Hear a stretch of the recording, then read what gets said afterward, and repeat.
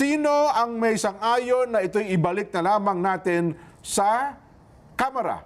At sino naman ang ayaw? Nagtaasan ba na kamay? Nagtaasan ng kamay. Yun. O, itaas ang kamay. Binilang eh.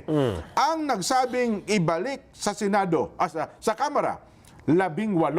Ba? Madami. 18. Overwhelming talaga. Ayan, oh. Ayun, Oh, bilangin mo Sabi- nga. Baka yan, sobra yan, ha? 1, 2, 3, 1, 2, 3, 4, 5, Lagarda. 17, 18. Lito Lapid, oh. Ang taas ng kamay, eh. Oh, nasa sulok siya eh. Oo nga. Doon sa nakapag-participate sa botohan eh. O, 2 bilyar, nakataas ang kamay. Yes. Ayun, no? No, ha?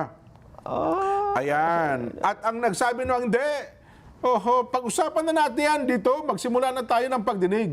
Ay 5 naman. Yun. Sa pangunguna ito ni Minority Leader Coco Pimentel, Rizal Tiberos, Nancy Binay, Grace Po, at meron pa isa. Gatchalian. Yes, Rex Gatchalian. Yan. So, ayun na ang nangyari.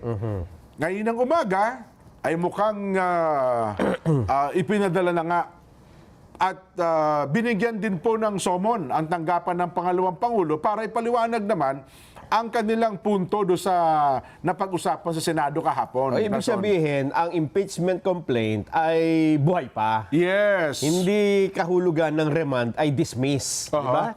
At hindi tinitigil ang proceedings. Yes.